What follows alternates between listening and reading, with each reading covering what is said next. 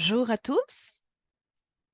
Bonjour à tous ceux qui sont en ligne. Je suis Abi Kharam. Je suis la directrice de la recherche scientifique principale dans le Kremlin Center for Health Management and Leadership. C'est un plaisir d'être ici en tant que modératrice sur ce travail sur la main-d'œuvre dans le secteur de santé. Et nous avons ici des professionnels, des praticiens qui vont partager avec nous leurs précieuses contributions. Et nous allons nous attaquer aujourd'hui à l'éventail d'initiatives en matière d'équité, diversité, inclusion et accessibilité, et aussi les différents programmes de formation dans toutes ces questions associées à l'inclusion de genre. Nous avons donc des panélistes extraordinaires, en commençant par Stephen Gannon du Royaume-Uni, responsable de programme de culture de formation équitable du General Medical Council. Et en ligne, nous avons Faith Mitchell. Elle est professeure à l'Institut urbain de Washington. Et en ligne aussi, du Canada, nous avons les professeurs Bukola Salami de l'école de médecine Cumming de l'Université de Calgary.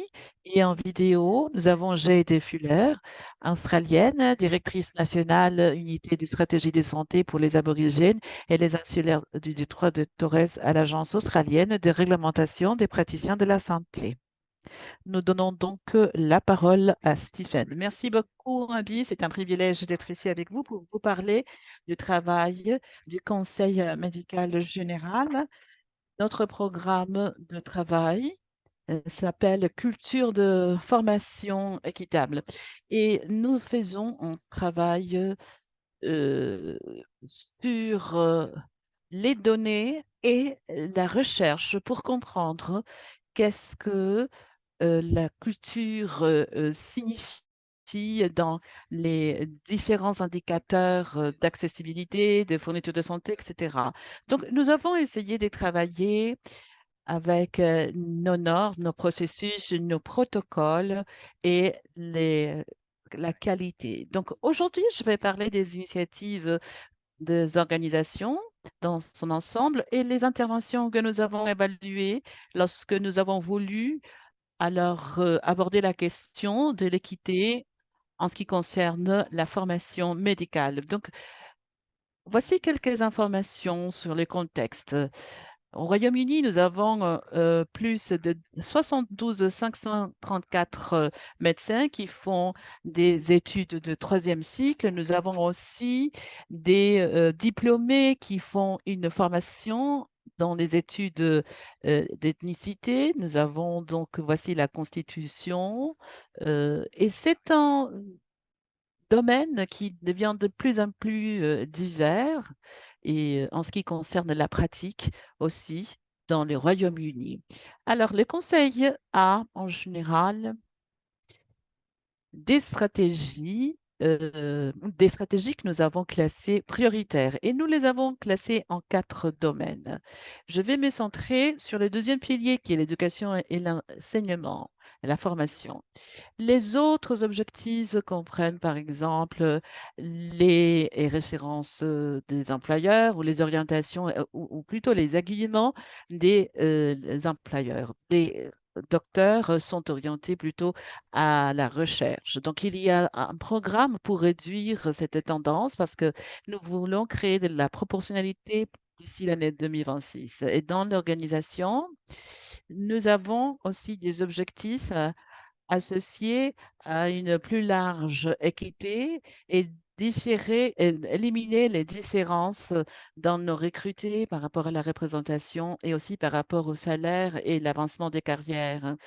Et notre service des ressources humaines s'attaque à cette question pour essayer donc de pallier au manque d'équité dans le système et dans les processus. Et nous avons également des travaux qui sont faits sur l'équité dans toute l'organisation. Nous analysons la prise de décision Et nous nous posons la question, est-ce que nos décisions sont justes? Est-ce que nous avons des processus déjà installés et robustes? Est-ce que nous considérons l'impact sur les différents groupes quand il faut faire des évaluations et prendre des décisions? Et les programmes que moi je mène, c'est celui de l'éducation à la formation. Et l'objectif que nous avons, c'est d'éliminer la discrimination, les- l'inéquité dans la formation médicale. Ils nous centrer sur les qualifications et cette proportion d'égalité. Nous avons l'ambition donc de parvenir à tous ces objectifs, mais il faut bien se poser la question, comment allons-nous évaluer les cibles? Donc, nous avons 5 indicateurs et nous voulons en ajouter d'autres à l'avenir. Alors, nous utilisons des données qui ont trait aux examens euh, après diplôme ou un examen de troisième cycle et nous avons des données qui se remontent à 2019. Et si nous voyons ces données, vous allez voir que les examens de passation de certains docteurs, il y a en 12% de manque pour l'obtention de ces diplômés. Et si nous voyons les docteurs internationaux qui ont des qualifications ailleurs, pas en Angleterre, nous voyons que la lacune est des 29%. Et si nous avançons en 2022, nous avons beaucoup d'initiatives en place et d'interventions avec d'autres organisations pour pouvoir pallier à ces carences. Donc, nous avons une lacune par rapport aux minorités qui s'est réduite à 10%. Cette petite réduction, c'est la trajectoire qui nous montre qu'il y a cette réduction et nous voyons donc que le diplômé s'est réduit à 20%. Donc, nous voyons qu'il y a une réduction et nous voulons étudier les interventions et les évaluer pour voir quels sont les mécanismes que nous pouvons mettre en place pour réduire cette lacune. Et nous avons reçu aussi des données des écoles de médecine et nous avons aussi des organisations de formation de troisième cycle et toutes ces lacunes ont commencé à se réduire aussi. Nous devons aussi les indicateurs que nous voyons en bas, un qui concerne l'environnement inclusif et un autre pour ce qui est de la préparation aux, euh, aux emplois, aux premiers emplois. Et nous avons donc des études qui ont été terminées à 40%. Et chaque année, nous avons 72 000 médecins pour la formation. C'est, nous utilisons donc ces données et nous avons dit que nous avions une approche intégrale.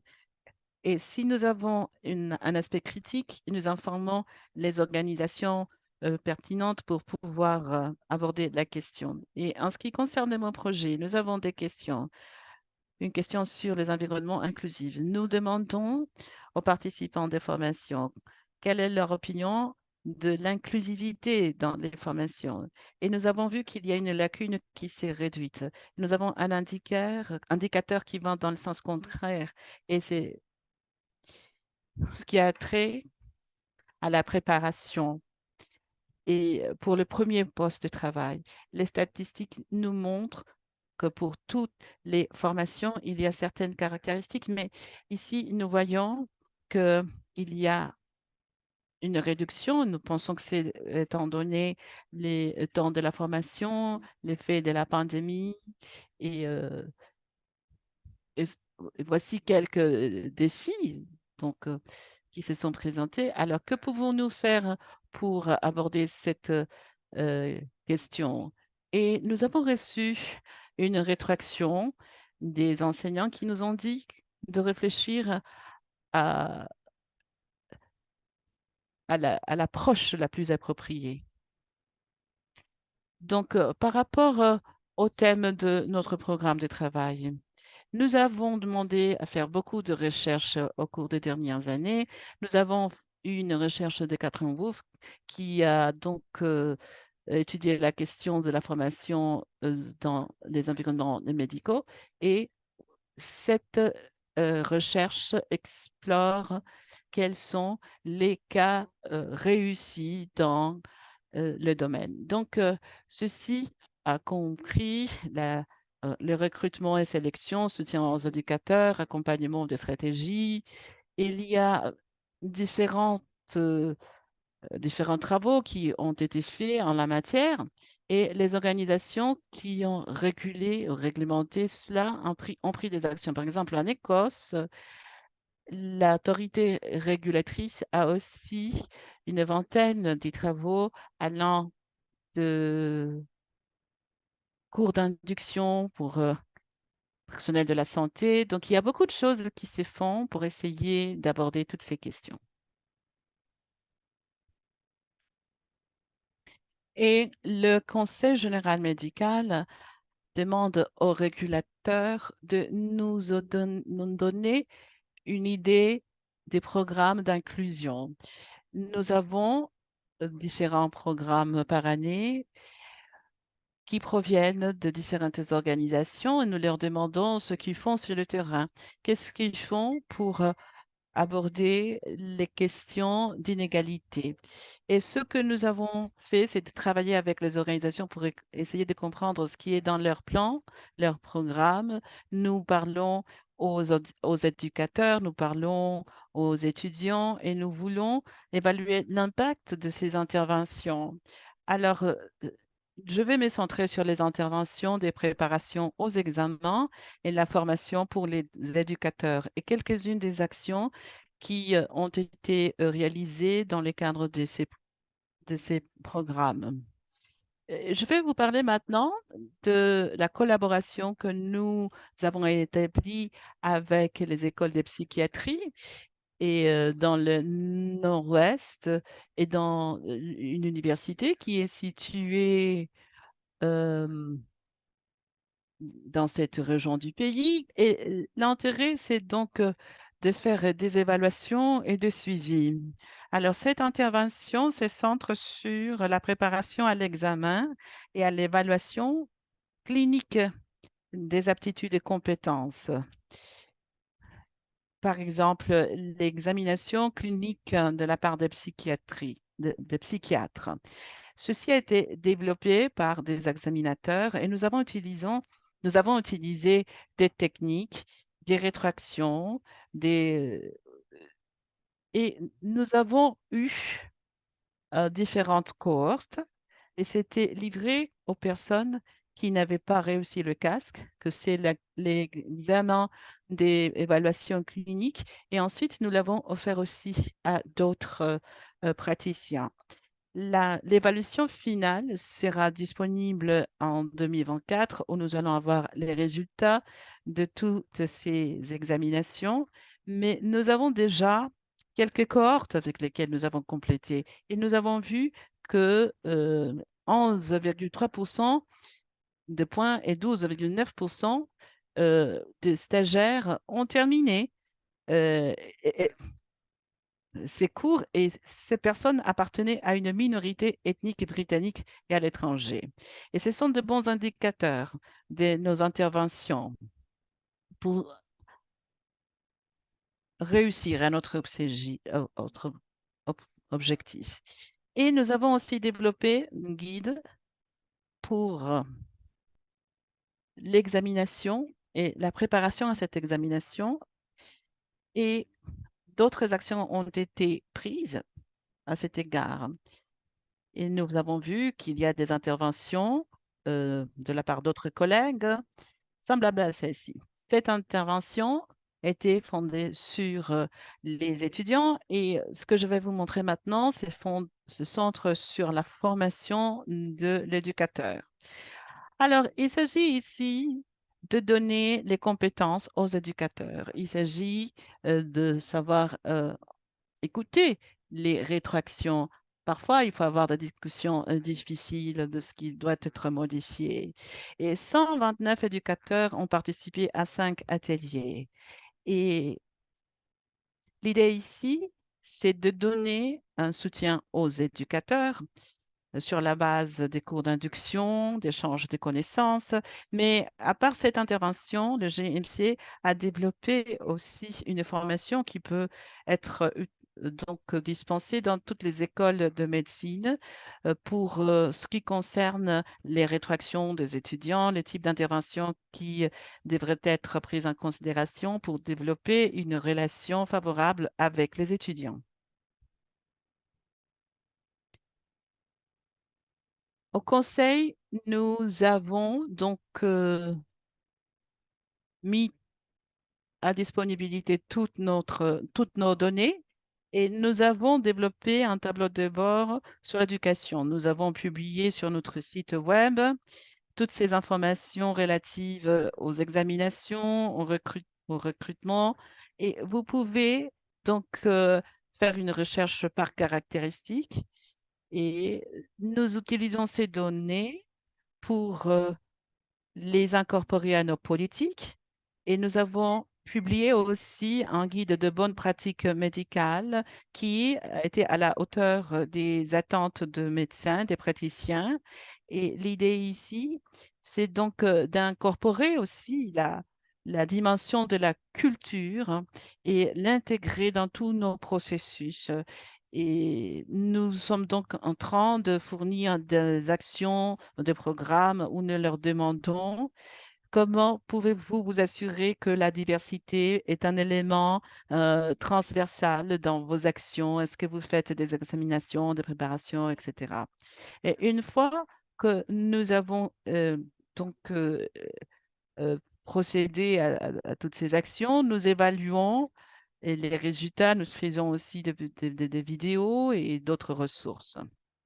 En ce qui concerne les messages clés et quels sont les enseignements, donc nous devons utiliser les données et la recherche lorsque nous évaluons les interventions.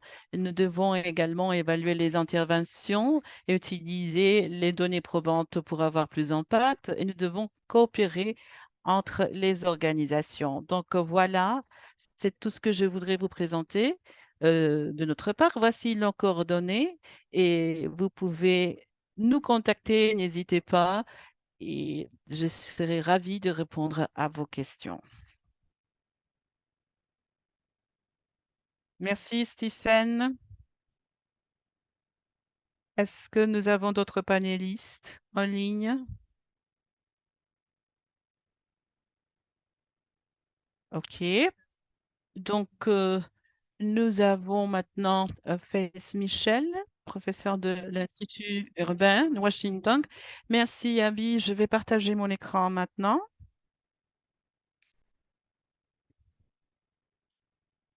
J'espère que vous pouvez voir ma présentation. Je vais reprendre quelques thèmes que Steven a soulevés. Je pense que nos présentations se complètent assez bien. Je voudrais parler de quelques études que nous avons faites à l'Institut urbain sur la diversification de la main-d'œuvre dans le secteur de la santé. Vous allez m'entendre parler des défis à la formation et des environnements inclusifs, mais je voudrais aussi attirer votre attention sur quelque chose en particulier. Lorsque Steven décrivait les engagements de gouvernement pour diversifier la main-d'œuvre et améliorer les résultats pour les étudiants. Bien entendu, aux États-Unis, nous n'avons pas le même engagement de gouvernement. Donc, tous les efforts pour diversifier la main-d'œuvre a lieu au niveau des institutions.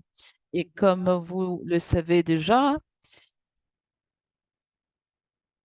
il y a eu une action par la Cour, une décision, afin de sensibiliser par rapport à ce type de politique. Donc, nous avons beaucoup à faire aux États-Unis.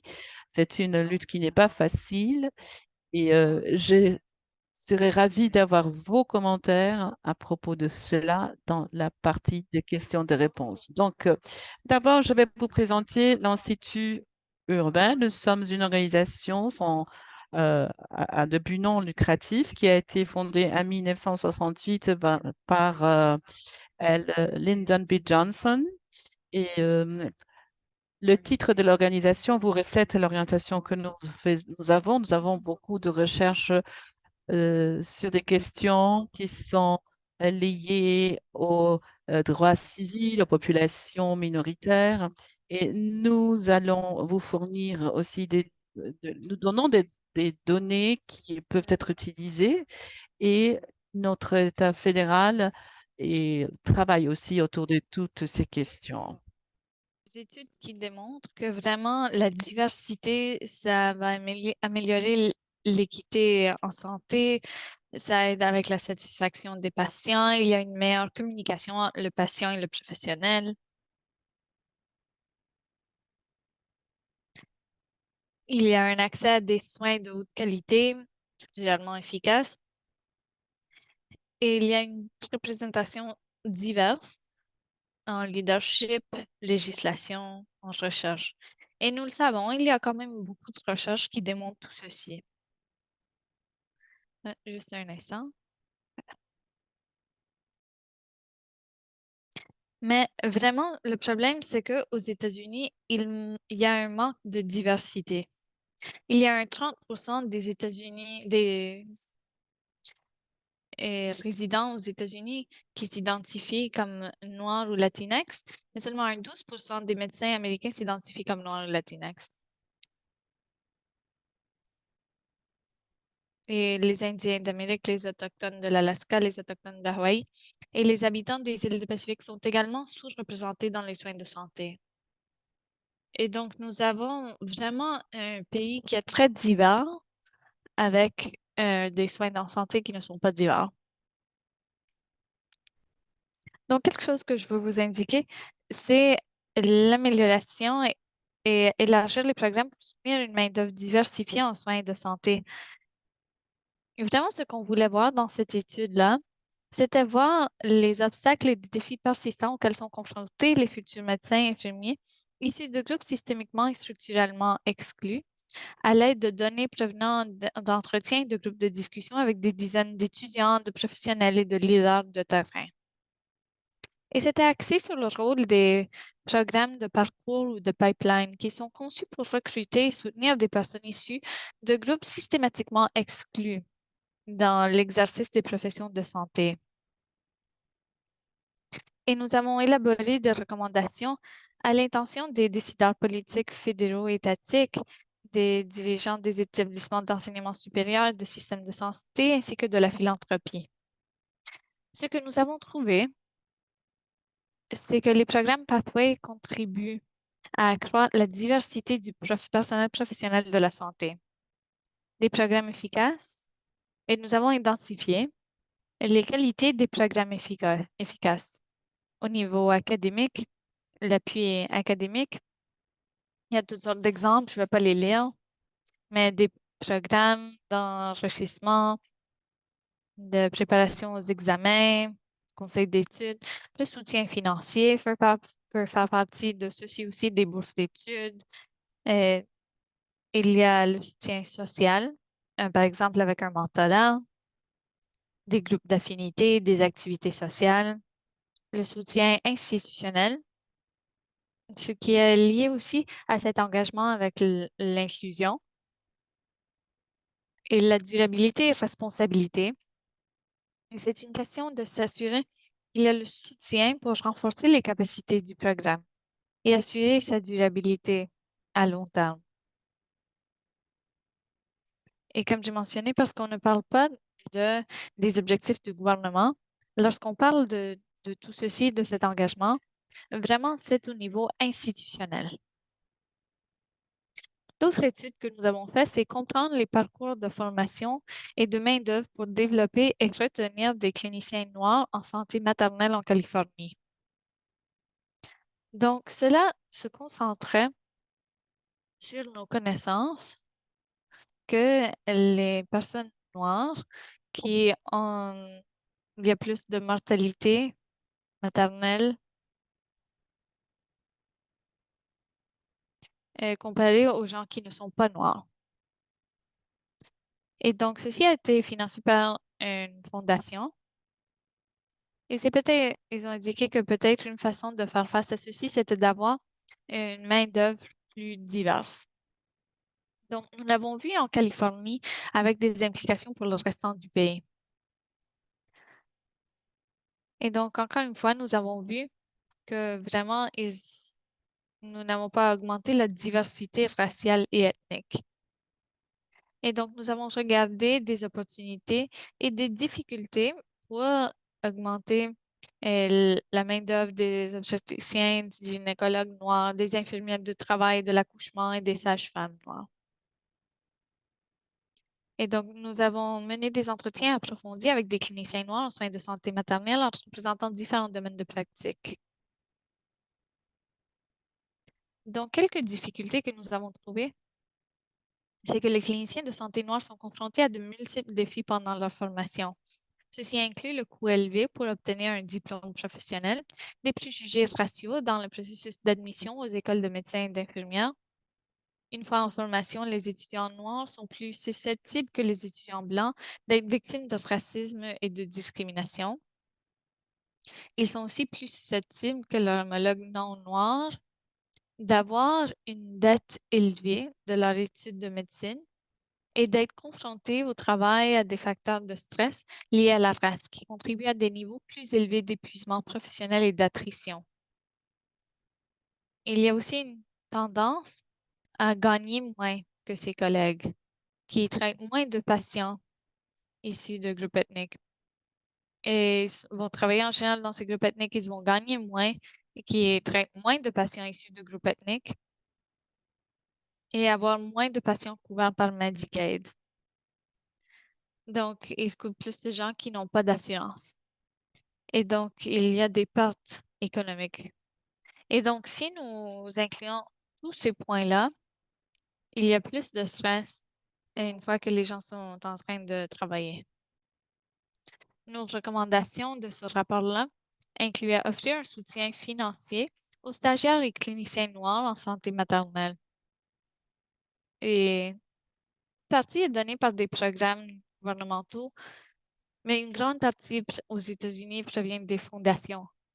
Nous avons aussi recommandé le développement des programmes de formation et de soutien supplémentaires, de supprimer les obstacles à l'entrée et au maintien des sages-femmes noires dans la pratique, surtout les sages-femmes.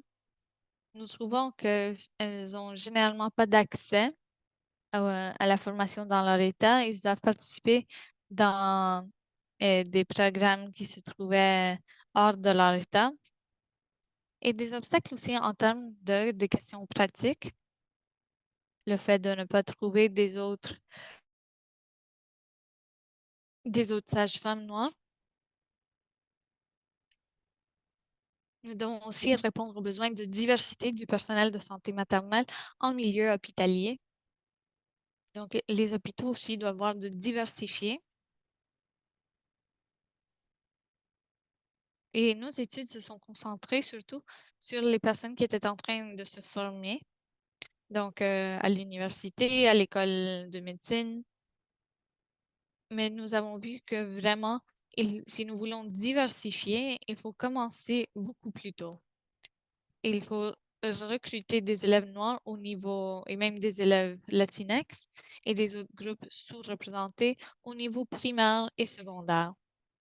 Si on attend jusqu'à temps que les gens sont à l'université, on a déjà perdu beaucoup de gens. Le dernier point que je veux indiquer, c'est que nous avons senti aussi que la diversité de la main-d'œuvre n'est qu'une partie de la solution. Nous devons recruter, retenir plus de professionnels de couleur. Mais nous devons nous garder de l'idée selon laquelle les praticiens blancs ne peuvent pas servir correctement les patients de couleur.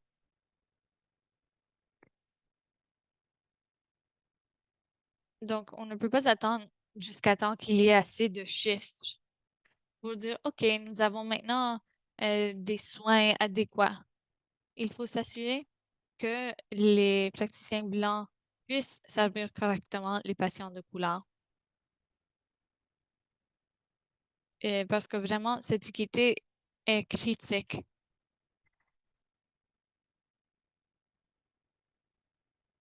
Je n'ai pas inclus des liens dans les diapos, mais je peux envoyer les liens à ces deux études à Sheena à plus tard et peut-être que vous pouvez les distribuer plus tard.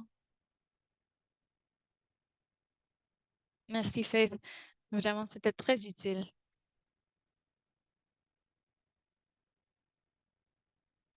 Donc, maintenant, nous avons la professeure Boukala Salami. Voilà. Donc, aujourd'hui, moi, je vais parler plutôt de le personnel de santé noir au Canada d'un point de vue historique et aussi leur qualité actuelle avec le personnel de santé noir au Canada.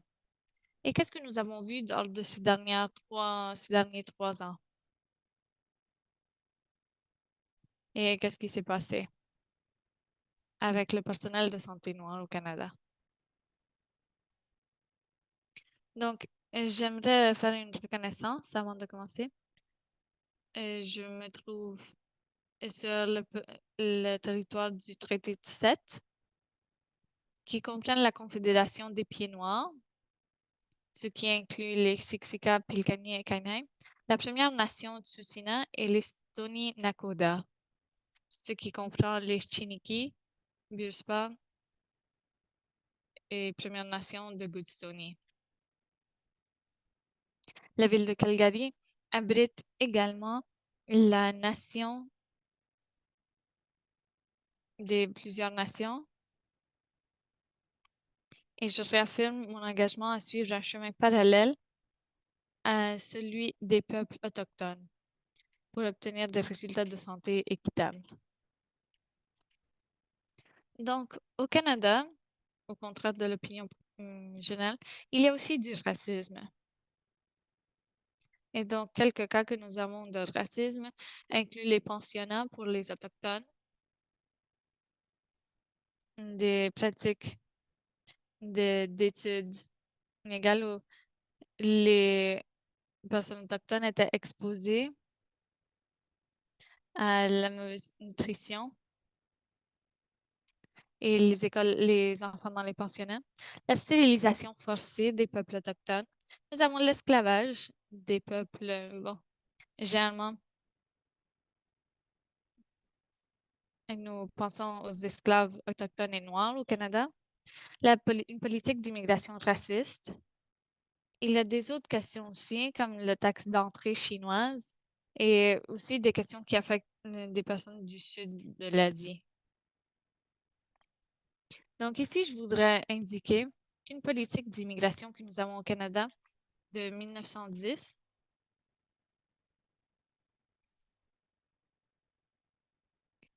et cette politique a été enlevée en 1967.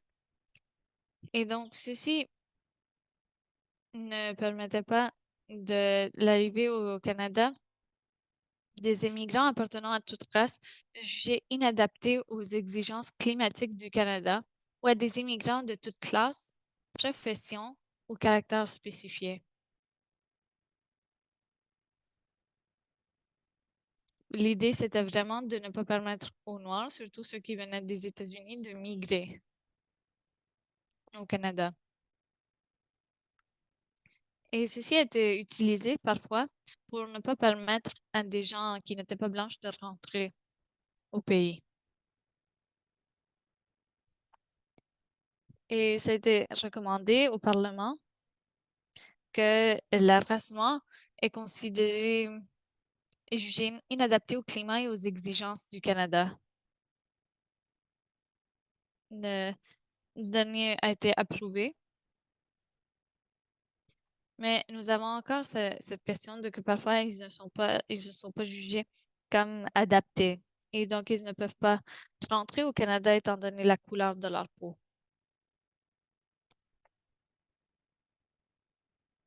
En 2018 ou 19, le groupe d'experts des Nations Unies sur les personnes d'ascendance africaine au Canada, ils ont fait des entrevues et ils sont arrivés à la conclusion que l'histoire de ségrégation raciale au Canada a laissé un, un, de l'affect, un impact néfaste sur les personnes d'ascendance africaine. Et donc, en 2017, il y a eu des initiatives du gouvernement pour corriger ceci. Et donc, il me semble qu'il y a eu 15 millions de dollars qui ont été alloués afin de faire face aux besoins de la communauté noire. Et il y a environ 9 millions de cela.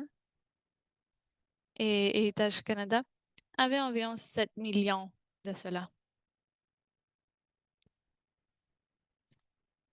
Et au Canada, ce qui a été créé, c'est une initiative des personnes noires au Canada pour faire face à la santé mentale des personnes noires au Canada.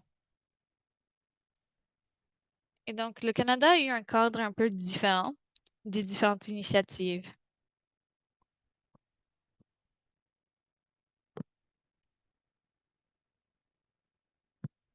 Donc, nous avons l'histoire du racisme dans la main-d'œuvre.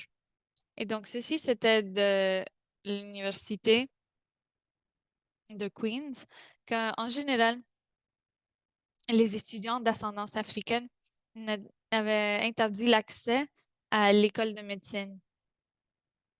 Bien que les étudiants noirs aient été admis à l'école à partir de 1965, nous avons appris en 2018 que la motion persistait. Et donc, c'est en 1965 qu'ils ont pu rentrer, mais c'est en 2018 qu'ils ont enlevé complètement cette motion.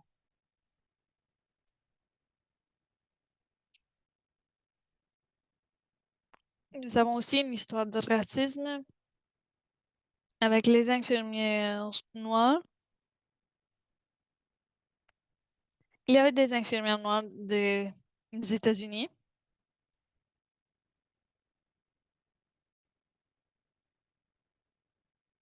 Donc, il me semble que les premières infirmières noires étaient dans les années 40-50 et elles étaient formées initialement aux États-Unis,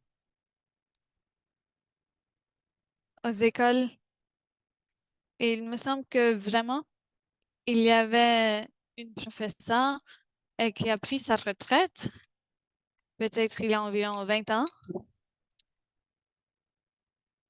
Et elle était vraiment une femme brillante, noire, qui ne pouvait pas rentrer à cette école. Finalement, elle a rentré en éducation pour trouver des principes noirs dans le secteur éducationnel. Donc, au Canada, nous avons l'effet cappuccino. La force de la main-d'œuvre est comme un cappuccino. Il y a une base noire et puis une partie blanche en haut. Mais c'est surtout noir. Mais il y a cette question blanche en haut. Et c'est juste pour créer une illusion de diversité. Donc, nous l'avons vu lors de la COVID-19. On avait des gens en noir qui mouraient beaucoup plus en 2020. Et quelques-unes des raisons derrière ceci, c'est que on se trouve au bas de la main-d'œuvre. Ce qui veut dire, par exemple, que nous avons plus de travailleurs d'appui, plus d'infirmières qui sont noirs, qui sont dans une position de risque. Ceci veut dire que ceci a contribué à un taux plus haut de morts et de décès. Aussi, il y avait moins de vaccins entre les personnes noires. Ceci inclut des injustices historiques qui contribuent à la discrimination dans la population. Les expériences des personnes noires dans le travail incluent le racisme, les microagressions, ainsi que dans la pratique clinique, pour qu'ils aient leur pratique clinique. Des microagressions, la sous-représentation dans le leadership, le manque de promotion pour le manque de mentorat. Le manque de mentorat, eh bien, nécessite une approche beaucoup plus large parce que du point de vue historique, c'est difficile de voir la situation parce que il n'y a pas de loi de personnes noires qui puissent exercer ces positions de mentorat. Et lorsque nous voyons, les cas que nous voyons, c'est des blancs, des personnes blanches qui font du mentorat à d'autres personnes blanches et les personnes noires n'ont pas accès à ces positions. Donc, et quand ils ont accès à quelques activités, ce sont des activités euh, qui ne sont pas dans la, disons, la partie de leadership. Et nous avons identifié aussi, en ce qui concerne les programmes d'études, des programmes qui sont inappropriés. Alors, par rapport aux tendances et aux initiatives, en 2020, nous avons vu que suite au mouvement de Vie noire emporte, Black Lives Matter, nous avons vu donc une augmentation des organisations pour la lutte de défense des personnes noires au Canada. Et seulement les organisations noires que nous voyons au Canada, c'était l'Organisation noire de la Nouvelle-Écosse, une alliance aussi dans euh, Ontario, les médecins noirs en Ontario et aussi les travailleurs noirs, les travailleurs sociaux euh, noirs. Maintenant, nous avons plus d'une vingtaine d'organisations au Canada et cela, bien sûr, a des implications intéressantes. Un autre programme que nous avons entamé, c'est le processus d'admission de Noirs dans les facultés de médecine. Les écoles de médecine, la plupart d'entre elles que nous avons au Canada, ont donc une procédure d'admission. Les étudiants noirs peuvent soumettre des demandes et ces demandes sont évaluées par des personnes qui sont plus compétentes euh, et cela a augmenté le nombre de personnes noires dans les écoles de médecine. À l'Université de Toronto, il y avait à une époque donnée un ou deux étudiants par an. Et je pense qu'il y a un an, il y en a 25 ou 26 qui ont été admis à l'école de médecine. L'Université de Toronto a récemment créé un master en santé des peuples noirs et aussi un diplôme visant les personnes noires. Et nous avons également des lignes directrices sur les meilleures pratiques de la AIIAO concernant le racisme envers les Noirs. Nous avons aussi des engagements qui ont été pris pour combattre le racisme. Et nous avons, par exemple, le groupe de lutte contre le racisme de la AIIC et nous avons la ACESI qui lutte contre le racisme envers les Noirs. Ils travaillent dans l'antiracisme avec des groupes de travail. Et nous avons aussi au Canada maintenant plus de recrutement de personnes noires dans les universités. Il y a 7 universités qui ont donc ce programme vis-à-vis des personnes noires, cet accès à l'éducation. Eh bien, les accepter à l'université, c'est une chose, mais leur donner aussi accès à des postes, à des hautes responsabilités, en est une autre. Nous avons aussi quelques prix, le prix CIHR et le prix REDI. Et selon le budget 2021, je pense qu'il y avait 1,2 milliard de dollars qui étaient alloués non aux personnes noires, mais aux personnes noires qui avaient des priorités pour ce qui est de financement. Alors, il n'y a pas d'évaluation pour savoir qui a reçu ces fonds, si c'était tous des personnes noires, mais en tout cas, la priorité était que ces fonds devaient aller aux personnes noires. Et par rapport à nos normes, Nous avons eu aussi des exercices de mise à jour sur les normes professionnelles, les compétences et les lignes directrices. Pour avoir accès d'ailleurs à ces fonds, il faut être une femme ou un homme noir. Et je sais que le CPSA a eu des discussions sur l'amélioration de l'entrée, les points d'entrée pour les médecins afin d'intégrer davantage de praticiens. Et l'Association canadienne veut aussi améliorer le code éthique. Et nous avons aussi d'autres organisations professionnelles qui sont en train de réviser leur programme. Donc voilà quelques-unes des tendances. Maintenant, quels sont les défis? Alors, nous avons beaucoup d'initiatives qui travaillent en silo. C'est-à-dire que nous n'avons pas une stratégie nationale ou un plan national pour combattre le racisme au Canada, ou nous n'avons pas une équipe spéciale de travail ou une stratégie spéciale pour combattre le racisme. Cela n'existe pas. L'autre chose que nous avons aussi quelques groupes de collaboration et de partenariats équitables.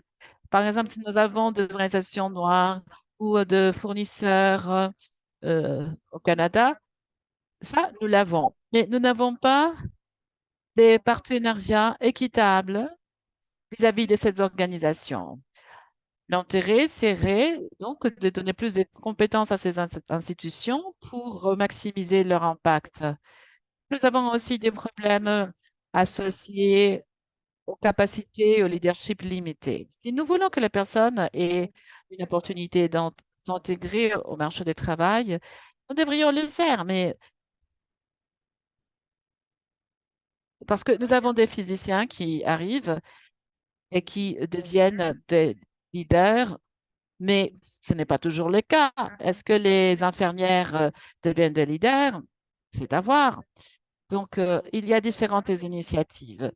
Nous avions dans le passé plein d'initiatives et maintenant, nous voulons donc tirer les leçons apprises pour pouvoir continuer avec ces initiatives qui existaient avant. L'évaluation est un défi. De toutes les initiatives dont je vous ai parlé, nous n'avons pas encore procédé à toutes les évaluations de rigueur. Et c'est un défi. Nous ne savons pas, c'est-à-dire, nous ne savons pas quel est le taux de réussite des étudiants noirs dans les écoles de médecine, quelles sont les professions qu'ils ont choisies. Et nous ne savons pas non plus quelle est leur mobilité professionnelle. Nous ignorons aussi les raisons. Est-ce que c'est parce qu'il y a moins de lacunes, plus de lacunes? Donc, il reste encore à déterminer quels sont ces facteurs et certains domaines qui doivent être aussi étudiés davantage. Par exemple, la responsabilisation. Le racisme n'est pas donc intégré dans les différents instruments de travail que nous avons.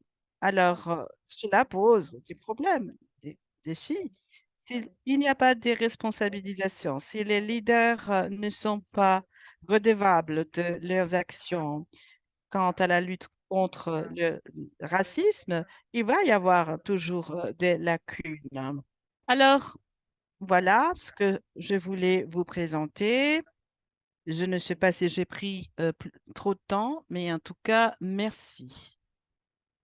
Merci, c'était très bien. Excellente présentation. Notre dernière présentation est celle de Jody Fuller qui nous rejoint par vidéo. Bonjour à tous. Je voudrais reconnaître la force et le pouvoir des peuples des Premières Nations.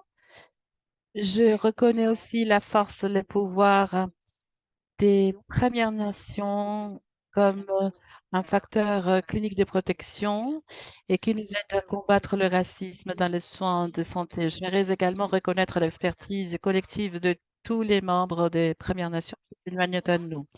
Je m'appelle Jeanne Foulard, je suis une femme aborigène et je suis aussi la directrice nationale de l'unité de stratégie de santé pour les aborigènes et du détroit de Torres à l'Australie.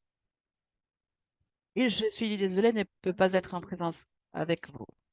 Je voudrais partager avec vous de certaines initiatives, certains principes clés que nous avons adoptés pour réglementer la lutte contre le racisme et pour assurer la sécurité culturelle des aborigènes et qui reçoivent des soins de santé des praticiens indigènes faisant partie de la main-d'œuvre. Il est noté que ces principes et méthodes de travail peuvent être transférés à d'autres organismes souhaitant travailler avec les peuples des Premières Nations, mais qui doivent être dirigés, soutenus et intégrés par les dirigeants indigènes locaux, autochtones locaux. Pour vous donner un aperçu du contexte australien, la population autochtone totale représente 3,8%, soit un peu moins d'1 million de personnes issues de 500 nations distinctes ayant des langues et des histoires différentes. Il existe deux groupes de Premières Nations distincts en Australie, les aborigènes qui habitent le continent et qui sont les gardiens de la chaîne d'îles de la région du détroit de Torres, située entre l'État de Queensland au sommet de l'Australie et de la Papouasie-Nouvelle-Guinée. Et il s'agit donc d'une culture qui date depuis 65 000 ans. Il s'agit donc de l'une des cultures les plus anciennes du monde. Le pays a été colonisé par les Anglais il y a 253. En tant que population autochtone, nous avons été confrontés à des formes de racisme, les racismes anti-noirs et les racismes anti-autochtones. Compte tenu de son caractère récent, il est important que j'évoque les résultats du référendum en Australie. Le 14 octobre, nous avons organisé un référendum visant à inscrire dans notre Constitution une voix indigène au Parlement. Il s'agit donc d'un mécanisme qui permettrait aux populations indigènes de conseiller le gouvernement sur les questions qui nous tiennent à cœur. 60% des Australiens ont voté contre. L'État dans lequel je réside, Queensland, a enregistré le plus grand nombre de votes négatifs de tous les États et territoires du pays, ce qui a envoyé un message retentissant aux aborigènes et aux insulaires du détroit de Torres que la majorité des Australiens ne nous considèrent pas comme des citoyens de part entière qui devraient avoir leur mot à dire sur les décisions qui ont un impact sur notre vie. Et face à ces résultats, comment ne pas admettre que l'Australie est effectivement un pays raciste? Le racisme est par nature une question de pouvoir au sein de la société, exercée collectivement par ceux qui le détiennent contre ceux qui ne le détiennent pas. Cette diapositive vous donne un aperçu chronologique du moment et de la manière dont nos efforts en matière de sécurité culturelle et de lutte contre le racisme ont été ciblés au cours de 6 dernières années. Pour gagner du temps, je vais partager avec vous ce que j'estime être les 6 facteurs clés de succès de notre approche de la réglementation contre le racisme dans les soins de santé et de la main-d'œuvre en Australie. Nous avons, par exemple, des modèles de gouvernance autodéterminée. La gouvernance doit être fondée sur les principes d'autodétermination, centrés sur notre leadership dans la définition, la conduite et la sécurité culturelle. Nous avons le groupe stratégique sur la santé des aborigènes et nous avons notre organe d'autorisation le plus élevé, ce qui concerne le programme de travail sur la sécurité culturelle, un organe stratégique composé de 15 experts de la santé, à la fois autochtones et non autochtones. Il adopte un modèle de partenariat avec un collectif de praticiens de santé autochtones. Il se réunit 1 ou 2 fois par an et joue un rôle déterminant dans l'élaboration de notre orientation stratégique par rapport à nos objectifs. Et le deuxième élément est l'expertise noire. La lutte contre le racisme et la réforme de la sécurité culturelle requiert une expertise noire. Nous avons du personnel autochtone qui est employé dans l'agence pour diriger et mettre en œuvre la stratégie de sécurité culturelle. L'unité stratégique de santé pour les aborigènes et les insulaires du détroit de Torres, qui n'est pas sans rappeler le HSE, est composé à 100% de personnes autochtones. Nous reconnaissons également la valeur de la présence d'Autochtones, praticiens et membres de la communauté au sein de nos conseils administratifs et de nos comités d'accréditation afin qu'ils transmettent leur façon d'être et leur savoir-faire. Il faut aussi reconnaître également la grande valeur de l'embauche des consultants autochtones externes qui ont des connaissances spécifiques pour développer et produire des résultats allant de la conception à l'élaboration des politiques stratégiques à la formation. Le troisième point est une définition commune de la sécurité culturelle. En 2019, nous avons organisé un processus de consultation publique de 6 semaines pour déterminer une définition collective de la sécurité culturelle à l'échelle du système. Et cette définition a été décidée par les membres autochtones du groupe stratégique et du National Health Leadership Forum. C'est les collectifs des praticiens dont j'ai parlé avant.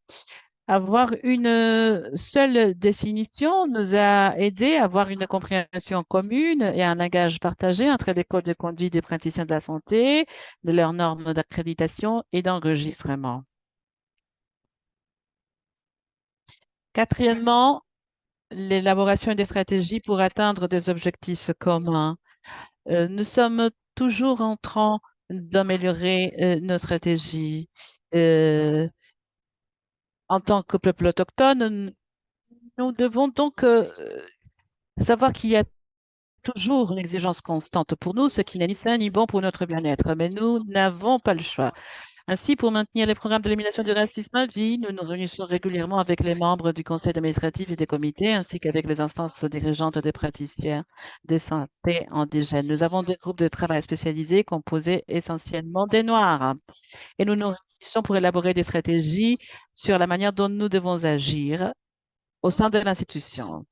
Non seulement nous créons et maintenant les espaces pour que les uns les autres puissent faire ce travail important, mais nous travaillons en étroite collaboration avec des alliés non autochtones qui sont engagés dans la lutte. En tant qu'auteurs principaux dans cet espace, il est essentiel qu'ils travaillent à nos côtés. Et le cinquième facteur est le partage de pouvoir. Les alliés partagent le pouvoir avec nous. Ils se présentent au travail avec humilité, utilisent activement leur pouvoir pour nous donner ce dont nous avons besoin pour agir dans cet espace. Les alliés se laissent aller à l'inconfort, sont prêts à s'engager dans des conversations difficiles. Ils sont prêts aussi à établir une confiance mutuelle et des relations solides avec nous, ce qui sous-tend tout le travail que nous faisons. Et enfin, les amendements législatifs. En octobre de l'année dernière, nous avons assisté à l'introduction d'amendements législatifs inspirés par le groupe stratégique et visant à donner la priorité à la sécurité culturelle dans la prestation de soins de santé. C'est la première fois que le mot racisme apparaît dans la législation australienne sur les soins de santé. Ces dernières semaines, un tribunal a rendu une décision historique en matière de racisme anti-indigène dans la profession médicale, à la suite de laquelle le comportement d'un médecin non autochtone a été considéré comme une faute professionnelle. Il lui a été interdit de fournir des services de santé et de démonter son inscription pendant au moins 12 mois. Il s'agit d'un cas historique car c'est le premier depuis les modifications apportées l'année dernière à la loi nationale, qui comprend un principe directeur contribuant à l'élimination du racisme.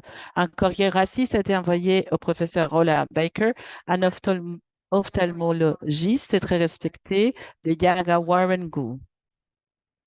Le tribunal a estimé qu'il avait été traité moins favorablement que d'autres personnes en raison de son origine raciale, ce qui a eu un effet émotionnel sur lui. Ce comportement est indigne d'un médecin et selon le tribunal, il est susceptible de jeter les discrédits sur la profession médicale.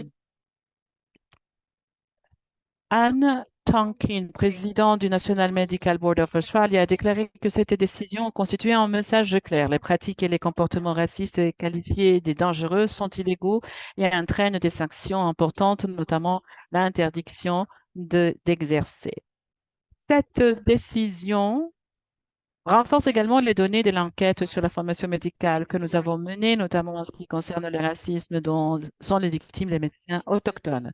L'année dernière, l'enquête a révélé que 55% des stagiaires aborigènes et insulaires du détroit de Torrès avaient été victimes ou témoins des brimades, discrimination, harcèlement, y compris de racisme, contre 34% de l'ensemble des stagiaires au niveau national. Vous trouverez plus de détails sur ces résultats et sur l'enquête sur notre site web. Avant de conclure, je souhaiterais aborder quelques autres initiatives contre des réformes essentielles, à savoir l'élaboration des politiques de lutte contre le racisme. Et en tant qu'autorité de régulation, nous devons donc joindre le geste, la parole. Nous avons engagé les professeurs In Paradies, qui est spécialiste aborigène des questions raciales, pour rédiger une politique de lutte contre le racisme à l'intention des autochtones et des insulaires du détroit de Torrès. Et en tant qu'autorité de régulation ou pour qu'ils accèdent à nos services dans le cadre du système national. Les professeurs comprennent donc les opérations raciales au sein des institutions et la manière d'y remédier en utilisant son expertise spécialisée. Il s'agit là d'une véritable opportunité de façonner une politique qui tienne compte de notre expérience vécue et qui soit réactive. Il s'agit d'une monture mais pas de l'impact du racisme sur nous et de nous fournir les solutions que nous jugeons appropriées. Cette politique devrait être publiée sous peu. Il est donc important donc, de se centrer, comme je dis, à la formation et à la sécurité culturelle. Nous avons donc à cet égard une formation à la sécurité culturelle qui a été dispensée auprès des populations autochtones dans tout au long de notre pays. Et les membres du personnel aussi, du conseil d'administration, du comité sont d'abord issus des organismes de réglementation des soins de santé du monde entier. Et enfin, les projets d'identification culturelle sûrs. Ce projet est guidé par un groupe de travail composé majoritairement d'Autochtones et vise à renforcer la sécurité culturelle de nos procédures, en particulier celles qui concernent les consommateurs et les praticiens de santé autochtones. Il s'agit d'un comité délégué de l'Ordre des médecins composé de 50% des membres autochtones et à 50% de membres non autochtones avec une coprésidence euh, donc composé aussi de, comme je dis, 50% de membres autochtones et 50% non autochtones qui vont décider sur les questions des conformités impliquant des praticiens ou des consommateurs autochtones. Et nous avons cependant demandé une majorité des membres autochtones en raison des conseils juridiques reçus sur la perception de la partialité. Le fait qu'un groupe trop grand, le fait qu'un trop grand nombre d'Autochtones se prononcent sur des actions impliquant des médecins autochtones pourrait entraîner une augmentation des actions en justice. C'est une pilule est difficile à avaler, étant donné que des décisions ont été prises par des non-autochtones, en tant que le cadre de la réglementation qu'en dehors de celle-ci, sur des questions qui ont un impact sur notre vie entière. Et ces décisions sont rarement voire jamais perçu comme problématique. C'est normalisé. Les conseils des infirmières et des sages-femmes a toutefois soutenu les termes de référence visant à avoir un seul président autochtone et une majorité des membres autochtones. Donc, il est important d'accepter que le racisme existe dans les soins de santé, dans le monde du travail, et qu'il tue les populations autochtones. En tant que régulateurs, nous sommes souvent impliqués dans les processus lorsque cela s'est produit. J'espère que cela vous a donné un aperçu de notre stratégie, notre engagement à donner la priorité à la sécurité culturelle et à l'élimination du racisme dans les soins de santé en Australie. Vous pouvez en savoir plus sur ce travail ou nous contacter directement à l'adresse électronique indiquée sur la diapositive en suivant notre page de travail dédiée via les codes barres à l'écran. Merci beaucoup de votre attention. Donc, nous avons eu vraiment des présentateurs merveilleux. Il me semble que nous avons une question. La première question, c'est, je les ai ici.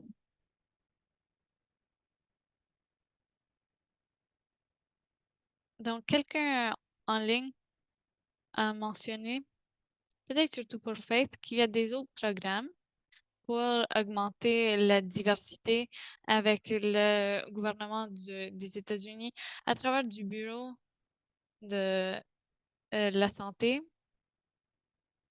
Donc ça, c'était plutôt une addition. Et puis après, pour Steven, la préparation aux examens est une bonne chose et aide. On observe encore au Canada un taux de réussite, et ça c'est d'André Galliopi. On observe encore au Canada un taux de réussite systématique et significativement plus faible des Canadiens formés à l'étranger. Au-delà de la conclusion facile selon laquelle ceux qui ont échoué ne sont pas à l'auteur, les examens ne sont-ils pas adaptés aux candidats formés à l'étranger, surtout s'il s'agit des professionnels matures? La maîtrise de la langue est-elle un problème pour réussir un examen? Le jugement situationnel et les examens de soft skills sont-ils intrinsèquement un obstacle pour les candidats formés à l'étranger, en particulier les professionnels récemment immigrés qui ne comprennent pas les codes? Est-ce que moi je commence ou... Merci. Oui, je n'ai pas parlé du niveau fédéral de l'administration des services humains ici aux États-Unis. C'est vrai, il y a des services très importants, mais vraiment le contraste que je voulais indiquer, c'est avec la situation que nous avons vue au Royaume-Uni ou même en Australie. C'est le fait qu'il n'y a pas vraiment un engagement du gouvernement envers la diversification de la main-d'œuvre. Et maintenant, c'est vraiment une opposition à cette approche. Donc, l'appui qui est là est augmenté par l'appui des fondations. Donc, c'est comme une collection d'initiatives. Merci, Faith.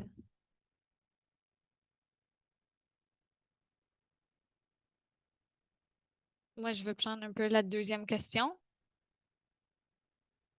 à propos des questions. Nous recevons toujours cette question par rapport à les examens. Et ce que nous avons vu, c'est qu'ils font une révision systématique. Et juste pour enlever un peu cette question des préjugés. Et donc, l'idée, c'est de développer une stratégie. Et nous sommes en train de voir tout le processus de comment ceci fonctionne. Et surtout après la pandémie, où il y a des évaluations qui n'ont pas été faites, qui n'ont pas été évaluées pour eux parce que ces révisions n'ont pas été faites de la même façon.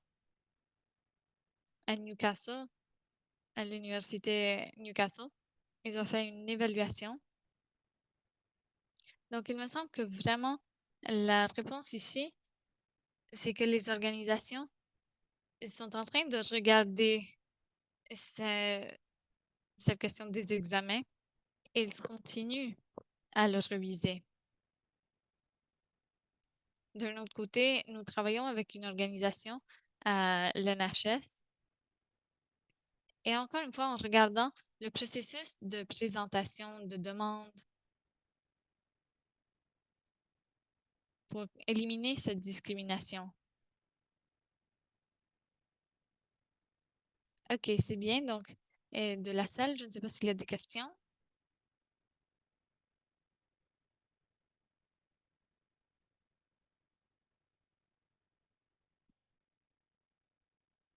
Donc, c'est une question pour Bucola.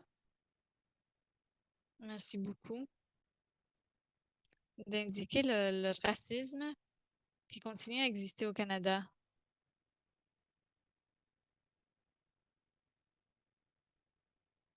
Je voulais entendre ce que vous dites à cause de cette histoire de discrimination. Donc, les personnes noires, par exemple, qui veulent avoir des postes de leadership.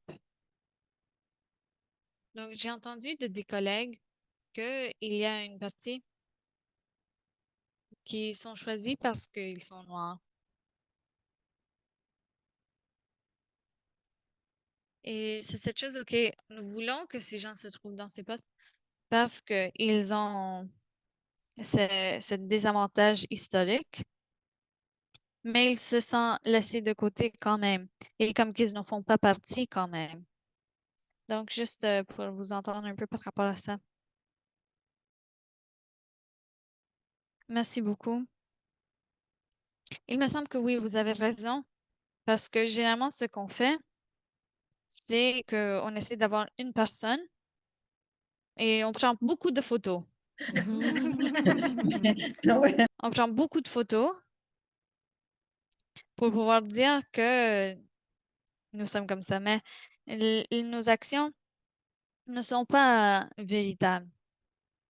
Et donc, il me semble qu'une des choses qu'on doit penser, c'est que quand les gens rentrent à ce poste, il faut voir est-ce qu'on veut arriver à cette égalité? Parce que ce qui se passe plusieurs fois, même aux universités, c'est qu'il y a une personne noire qui rentre, mais il n'y a aucune autre personne noire pour qu'ils puissent parler avec eux. C'est ça ce qu'on fait généralement. Donc, ce n'est pas juste une chose. Ce n'est pas juste une personne. Il faut s'assurer que les personnes noires peuvent représenter la diversité de la ville, la province, la nation que nous sommes en train de voir. Et aussi, on veut s'assurer qu'il y ait de l'appui pour la personne qui se trouve à ce poste. Parce que parfois, quand une personne noire qui rentre là, à une place, il doit faire face à tous les problèmes noirs là. Ils disent, OK, vous êtes la personne qui doit regarder ceci. Et il y a des implications ici aussi. En termes de mobilité, parce que si nous pensons à ce poste, si tous les étudiants noirs qui ont des problèmes de racisme, s'ils viennent et me visitent, vraiment, ça va affecter combien d'articles que je peux publier. Donc, ce sont des difficultés que nous avons en termes de l'appui que nous avons et aussi ce que nous recevons pour ce travail. Il y a beaucoup de travail qui est ignoré, juste par le fait qu'on est le premier en quelque chose, le premier dans un département, une institution, la première personne qui arrive à un certain poste. Et cela n'est pas reconnu, n'est pas considéré. Et il n'y a pas de mesures en place pour vraiment faire face à ces difficultés. Donc, il me semble que ça, c'est une des questions que nous devons voir. J'ai participé à certaines tables dans le passé. Et n'importe quelle question de diversité ou de n'importe quoi, ils viennent et me parler. Moi, je suis comme, OK, je ne suis pas la personne qui doit être là pour résoudre ces problèmes. Donc, ce sont quelques difficultés que nous devons réviser. Oui, mais c'est vrai, il y a une différence entre la culture de l'organisation et vraiment accomplir et juste accomplir quelque chose de petit.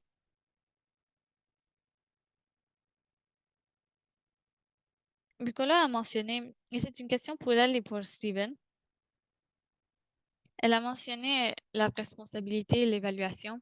Ce que je voulais indiquer, c'est que comme vous avez indiqué, aux États-Unis, nous n'avons pas de bonnes statistiques de la diversité de la main-d'œuvre au niveau national.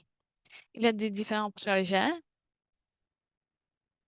mais lorsque nous avons fait notre projet en Californie, il y a quelques mois, même en Californie, c'était très difficile.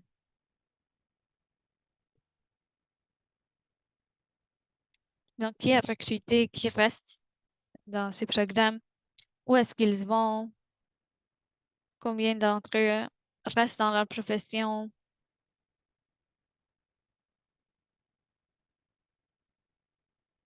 Donc, nous avons besoin des meilleurs chiffres.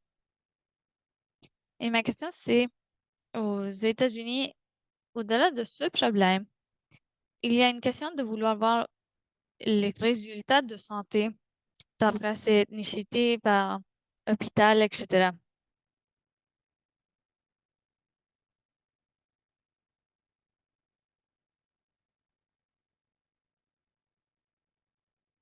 Et donc, oui, il me semble que c'est une question de ce qui s'est passé après la pandémie et avec les minorités, l'impact de la pandémie. Donc, il me semble que oui, vraiment,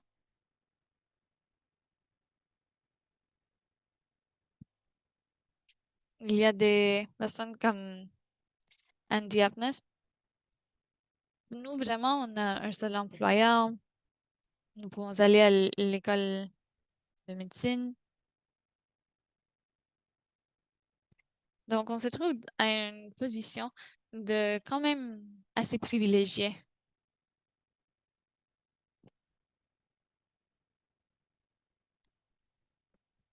Donc, avant l'année 2022, il n'y avait pas beaucoup de données de la population noire et racialisée. Au Canada, il y a un sondage qui pose la question sur cela. Donc, nous avons quelques données nationales, mais il y a quand même des difficultés, ce qui inclut l'échantillon de personnes noires et racialisées.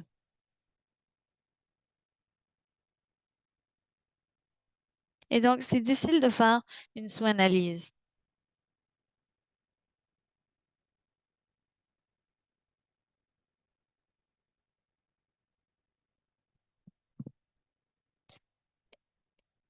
Et il me semble que vraiment, comparé des autres hôpitaux, nous, on n'était pas en train d'apprendre, d'avoir de l'information de la race des professionnels, des patients, de n'importe qui.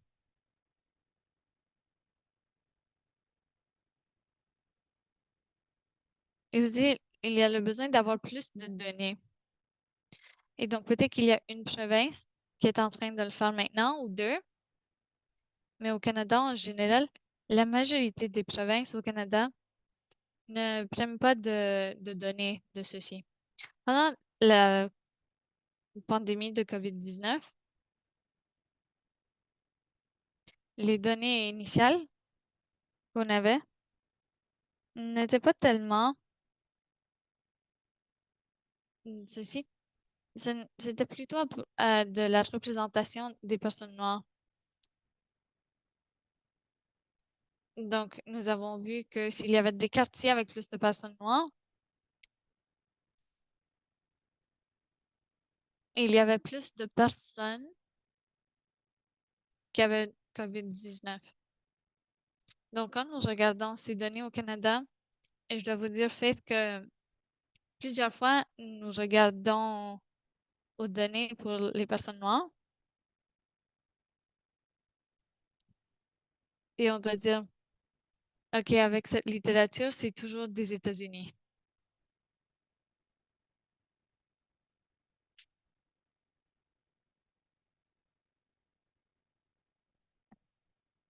Merci beaucoup, Live.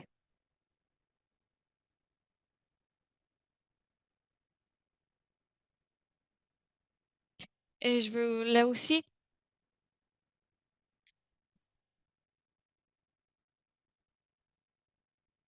la question de la diversité et l'inclusion.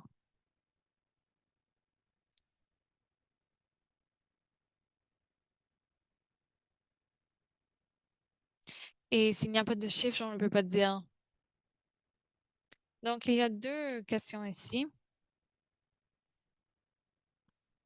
Et vous pouvez décider qu'est-ce que vous voulez voir. Premièrement, c'est que Jade a mentionné quelque chose d'un groupe de stratégie. Vous avez mentionné cela aussi beaucoup là. Qu'il y a des différents petits projets.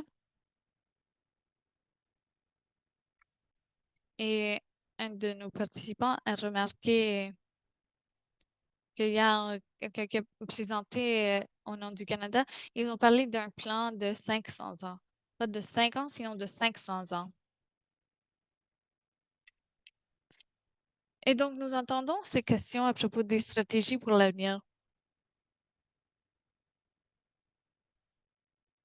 Et le deuxième, c'est cette question d'humilité culturelle. Au Canada, le rôle de cette formation, Jade l'a mentionné dans ses commentaires.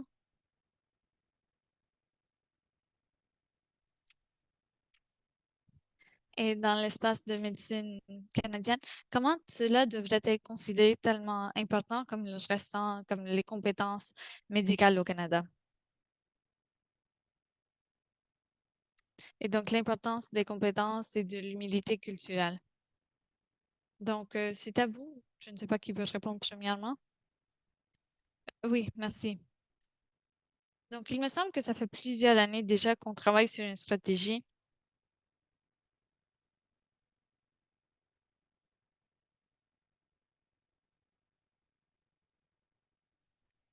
Le fait de créer cette stratégie plus générale, il y a une stratégie qui a été créée par qui, a- qui inclut les questions internes et externes. Et ceci a été éliminé. L'idée, c'est l'éliminer par l'année 2031. Donc, je sais que c'est une stratégie plus fine, mais ce que ça mesure, c'est avec les examens de l'école de médecine et nous regardons aussi les résultats de notre sondage national. Et récemment, le conseil a regardé de travailler au-delà de cela parce que vraiment, il y a toute cette acceptation de que ce travail va continuer avec des nouvelles mesures, des nouvelles questions, avec des questions discriminatoires, de la question de les attitudes euh, médicales. Mais il y a des autres caractéristiques que nous devons considérer.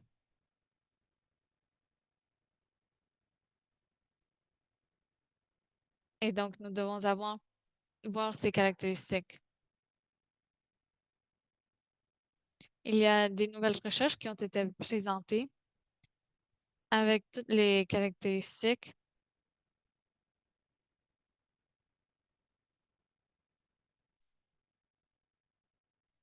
et aussi avec toute la sectionnalité en regardant toute cette pensée stratégique pour l'avenir. Faith Bukola, j'ai dû sourire un peu quand vous avez mentionné cette question de sécurité culturelle il y a 50 ans. C'est ça ce qui m'a intéressé à l'anthropologie.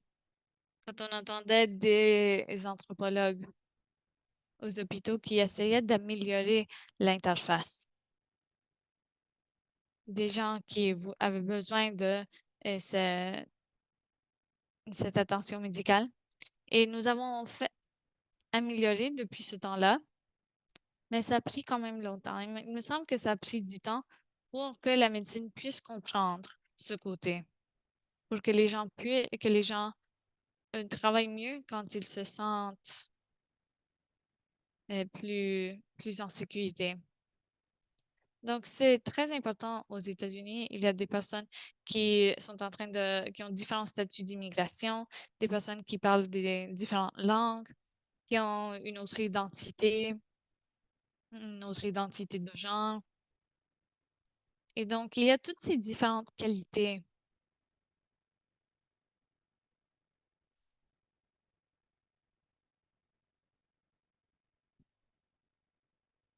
Et vraiment, la médecine, l'infirmerie, ils ont pu comprendre que il faut rencontrer les gens où ils se trouvent. Il ne faut pas juste dire, OK, une sorte de personne.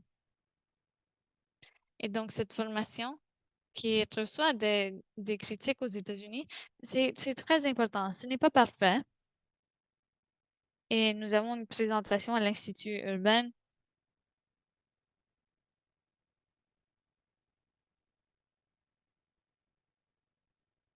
en parlant de l'égalité et l'inclusion.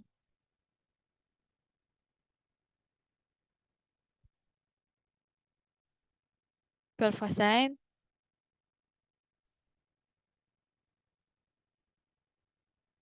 Mais il faut rester engagé à cela, à améliorer ces programmes et à apprendre des, des exemples internationaux.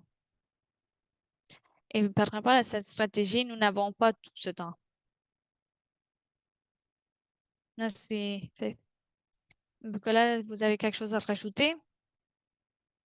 Et oui, je suis pas certaine, j'espère répondre à la question, directement ou indirectement. Mais en tout cas, je me rappelle qu'en 2019 environ, j'étais une éducatrice et il y avait toute cette question de la compétence culturelle. Et la réalité, c'est que à l'école, on nous disait que c'est comme ça que les gens blancs agissent, les gens noirs. Et il me semble que maintenant, on comprend mieux comment on peut homogénéiser les gens et comment cela, ça peut être raciste. Ce que nous avons au Canada, c'est une multiculturalité. Et il me semble qu'au Canada, à cause de cela, on se concentre sur cela et on laisse de côté le racisme. Et donc, on le laisse de côté parce qu'on dit, OK, c'est votre culture. Et donc, parfois, on va blâmer la victime. Lorsqu'on se concentre seulement sur la culture, on oublie le racisme dans le système. Donc, il me semble qu'en termes de tout ceci, parfois, on va glorifier tout ceci. On ne fait rien à propos de cela. Et les initiatives d'égalité. Et donc, nous pouvons penser aux chercheurs au Canada.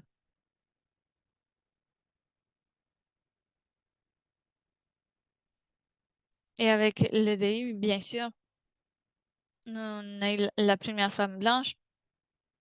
Et on voulait une population plus diverse ethniquement.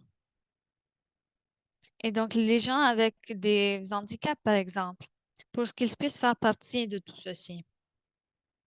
Et donc, il me semble que vraiment, c'est quelque chose qu'il faut défendre, incluant ces communautés, comment tout ceci peut être exclusif et laisser de côté les besoins de la population. Donc, il me semble qu'il faut faire attention à ça. Il y a des interventions, des processus que nous sommes en train de mettre en place et qu'il faut aussi être antiraciste. Donc, je ne sais pas si ça répond exactement à la question, mais c'est mon commentaire par rapport à ça. Et oui, il me semble que s'il y a quelque chose de bon à faire, il me semble que c'est une des choses ça serait bien de créer une stratégie nationale pour faire face au racisme. Et moi, dans mes discussions, je me suis concentrée à la population noire. Et il y a aussi des autres stratégies antiracistes. Et ce que nous n'avons pas au Canada, c'est une stratégie nationale antiraciste. Et donc, nous devons avoir ces stratégies pour pouvoir avoir des meilleurs résultats pour la population.